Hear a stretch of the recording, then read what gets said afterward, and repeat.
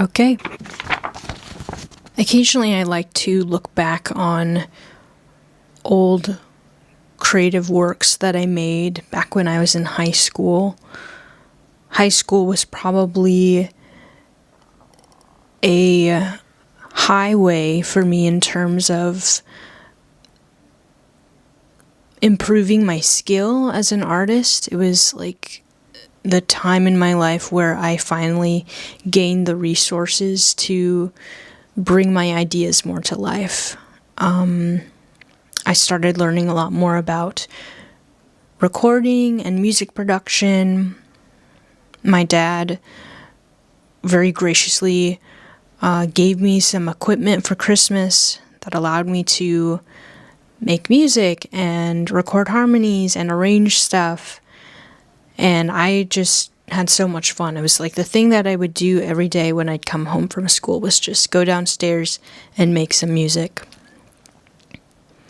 And one piece of work that I made was this cover, I guess, or recording of a piece called Mironczarnia, which is a Polish piece of music written or arranged by Jakub Neske.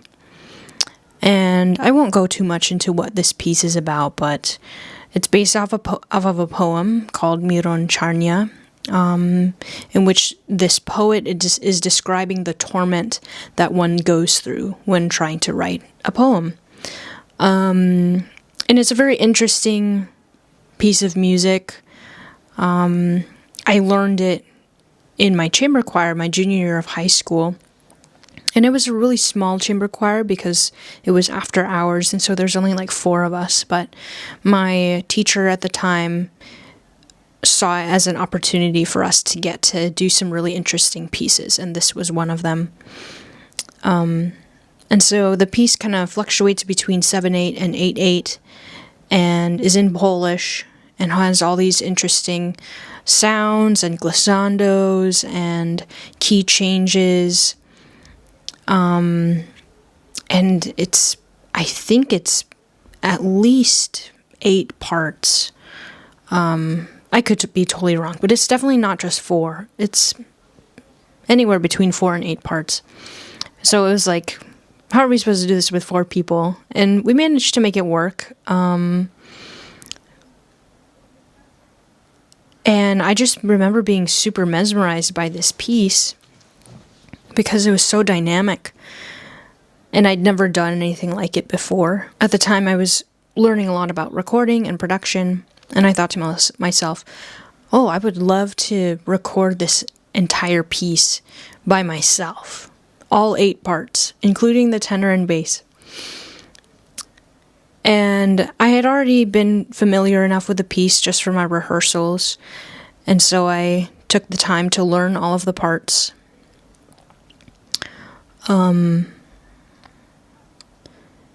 And practiced it myself and recorded all of them by myself. And I had no reason to do this other than the fact that it was fun and that it was challenging. And the challenge was what made it really fun. And so I was really proud of myself when I figured out all the parts and figured out how to make it work for my voice range. And it ended up sounding pretty good. And there was so much satisfaction from conquering a challenge like that, a piece like that, and doing it by myself. And of course, it was also really wonderful to get to perform it with my choir as well. But I don't know, I just look back on my high school self, my 16-year-old Theresa, 17, and I just look back at her with so much respect, I guess.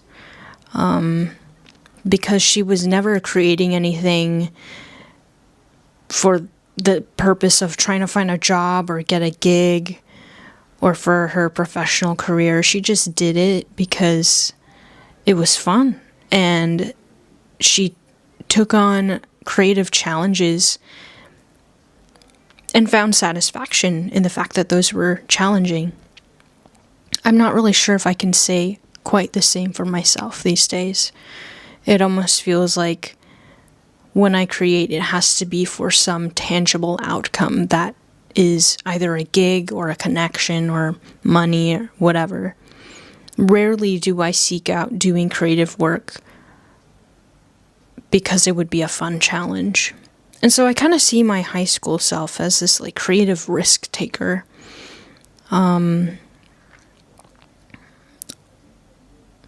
enjoyed doing things like that, like the Mironczarnia piece, or creating my own EPs and selling them at school for fun, making videos with my friends.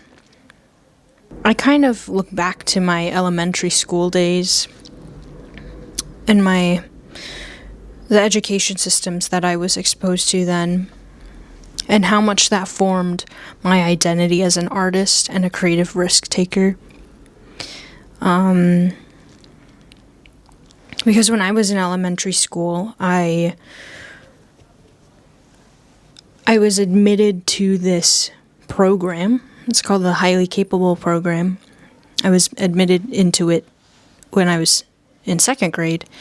And you had to like test for it. You know, I had to do these standardized tests, and I don't exactly know what the criteria was. In all honesty, I had no idea what was going on. People just told me, okay, you have to go in and take this test. I was like 6. And then suddenly I was moving schools and entering into this new program. And a lot of people might think, okay, highly capable program for 7-year-olds. What does that look like? You know, you might think walking into a classroom and seeing a bunch of 7-year-olds taking all these standardized tests or solving these complex calculus problems or writing these long essays. You probably think the words like really smart or intelligent or can cite off a bunch of facts off the top of their heads. And while, you know, a lot of those things might be true for many of the students in the program, I think really what made so many of the students in that program highly capable was our ability to solve complex problems that maybe don't have a singular solution. And that was shown in the projects we were given. You know, we weren't really given like a ton of tests. One example was a project that I found to be very intimidating. It was this Rube Goldberg project. And I'm sure a lot of like elementary schoolers have done something like this, but essentially a Rube Goldberg machine is, how do I best describe this? I mean, you've probably seen it in movies where like the ball is rolling, it hits the dominoes trigger the string, which brings the bucket down to pour water on the victim of the prank. And so it's just this series of objects cascading into one another in order for some event to happen, such as a bucket of water falling on somebody's head. The 4th graders, they were tasked with actually creating an entire Rube Goldberg machine with physical objects. And I do remember one being that I was very impressed by. I went to the fair, and there was this 4th grader who built this giant like wooden contraption that would help somebody put their pants on in the morning. And so there were these like pieces of rope and this pair of pants, and people could get into the pair of pants, and it was really interesting. But for us little 2nd graders who maybe were not as capable, we were tasked with creating a draft for a Rube Goldberg machine.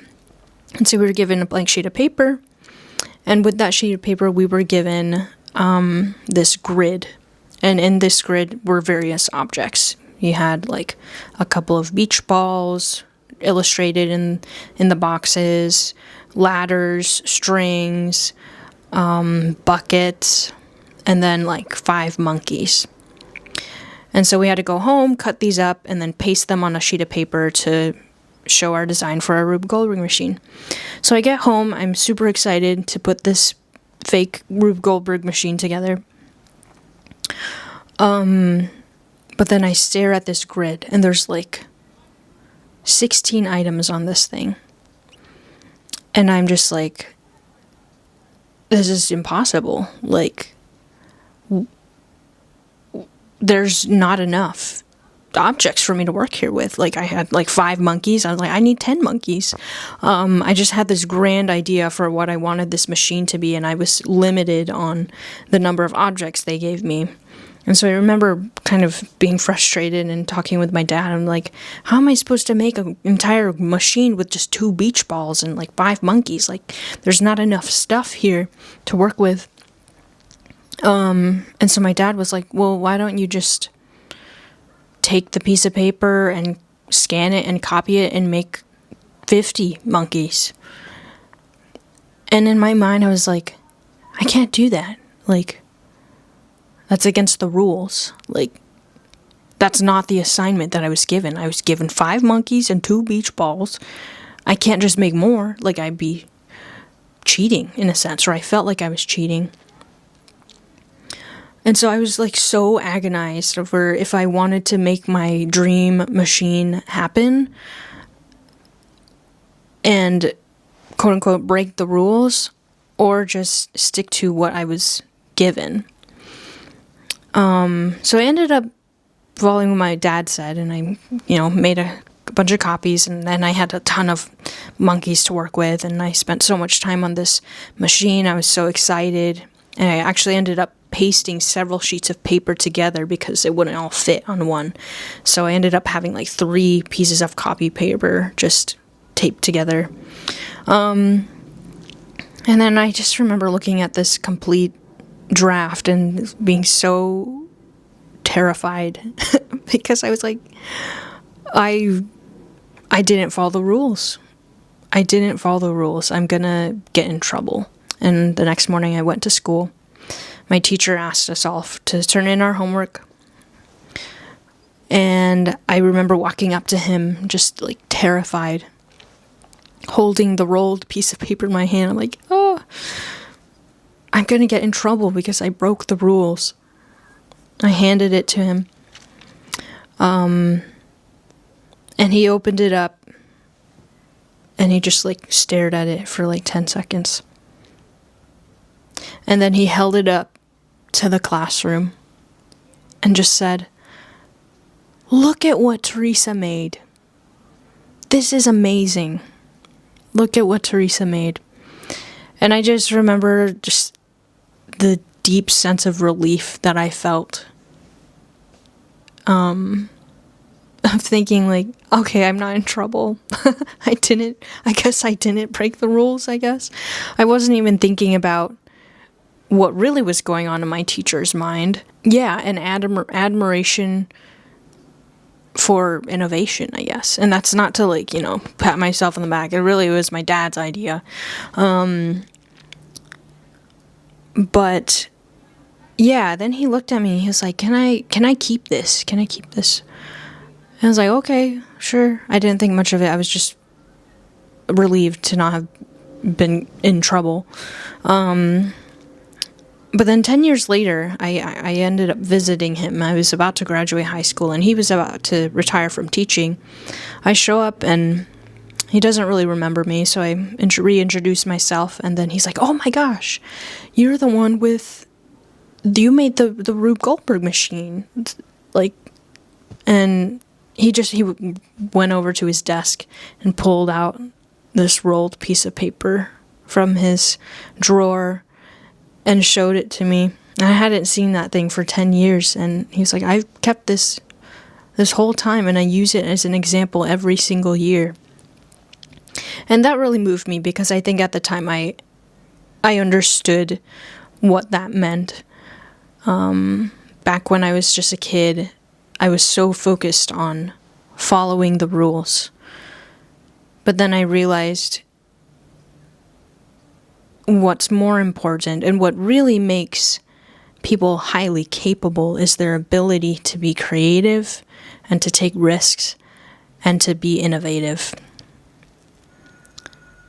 And so that's like what so much of my elementary school and my high school education was like. My teachers setting up these more complex problems for us to solve that wasn't just a singular correct answer. I actually remember in that same class, one of my favorite projects was this classroom marketplace that we got to put on. And as a class, we got to brainstorm what the marketplace name was going to be, like the branding, the logo. And then each of us were in charge of designing a product and creating our own little store, coming up with our own shop names and logos. Even one of the homework assignments was actually to create a commercial for our own products. And I remember like my parents filming me on like a VHS camera, and I would hit play on the button on my keyboard for the music, and then I'd give my little spiel about my product. And then by the end of the quarter or the semester, we all came together in the classroom, set up shop, and then were given fake money, and we could go buy our classmates' products and stuff like that. And that was so much fun. That was one of my favorite projects, and I got to do that at 7 years old. And so they were teaching us something far beyond math equations or, history facts. They were really teaching us how to solve bigger problems. And that was so much of the rest of my elementary school education, and high school as well. Yeah, especially in high school. I feel like high school was an extension of my time in elementary school, and we just had all these amazing projects. One of my classes was to create an entire feature film, and I got to be the lead editor for that. In physics, one of our projects was to explain how the Egyptians built the pyramids. And literally that was the only prompt. My teacher was like, okay, your project for the quarter is explain to me how the Egyptians built the Great Pyramids. And that was it. Like, he did not really give us any more information than that. And that's like what it is when you exit the education system. You're not going to be given a question with just a singular correct answer. You're going to be given a problem in which you have to actually create your own solution, not find the solution itself.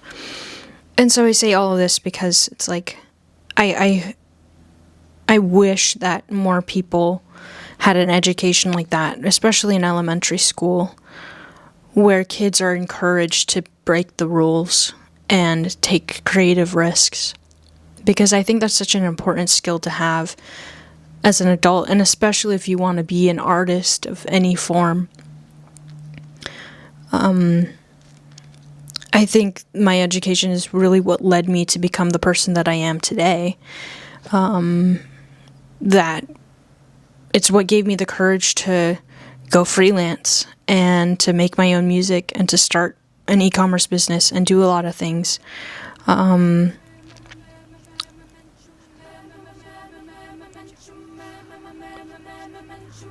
it's because I had these safer spaces, these safer environments for me to be able to take those creative risks. And to know that I was going to be supported when I did decide to quote-unquote break the rules. Because I saw so many other people breaking the rules.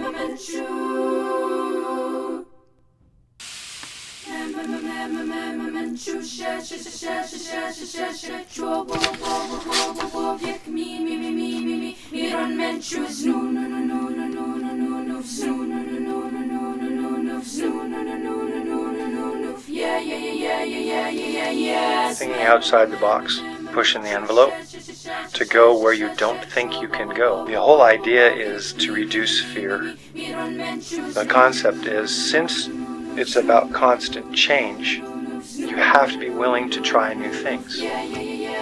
If you know it all, then you're not going to do very well in a world that is constantly changing. So risking spectacular is the idea that you celebrate people challenging themselves to do things in new ways.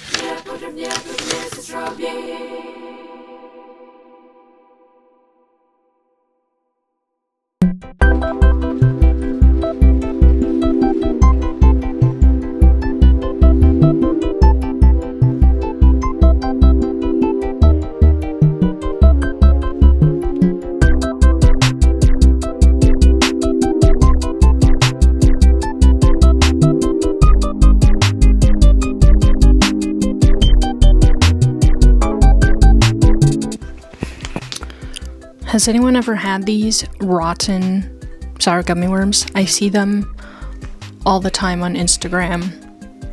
They're supposed to be like a healthy candy option. We have 110 calories, 90 milligrams of sodium. Dietary fiber is 6 grams. Total sugars is 9 grams and 3 grams of protein. I've had them. They're actually pretty good. Why eat your vegetables when you can just have this?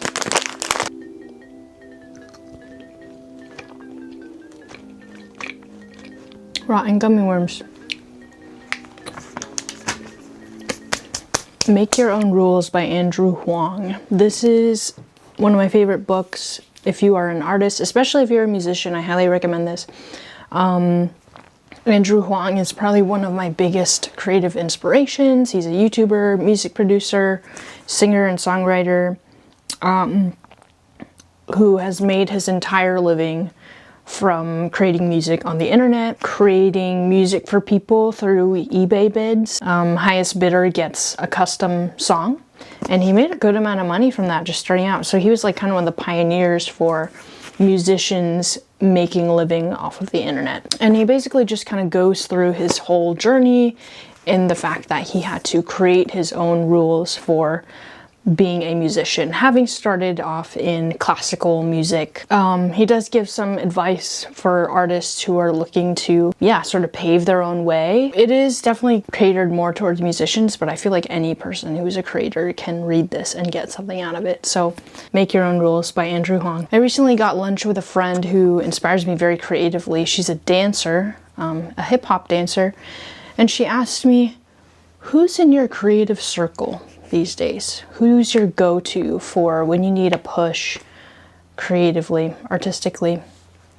And I have people in my life who I can go to, but I wouldn't say that I'm really not super surrounded by creative circles all the time. I mean, she's a dancer, so she does this very regularly, going to dance rehearsals, putting on performances, meeting up with other dancers, going to battles, going to the club. So she's constantly surrounded by people who are like her. But for me, I feel like I don't really have that constant surrounding of creatives who are purposefully pushing me to be a better artist, who are purposely challenging me or asking me questions or witnessing to me their creative ambitions. I feel like a big reason why I was so unafraid to put myself forward in high school when it came to my music was because I was always surrounded by creative people. My high school was a communications high school, so we had a lot of video production classes, writing classes, and many people there were artists. A lot of people wanted to be filmmakers, writers. Our high school was very supportive of people taking those risks. And so these days I don't have that as much, which kind of makes me sad. And it's something that I desire a lot more. I do have friends who will come up to me and say like, hey, like what you're doing is amazing. Like you're starting on your own business, you're doing freelance stuff. And a lot of the time people will tell me like, oh, I wish I could do this, or I wish I could start this project, or I wish I could create this business or write this song or start doing this thing.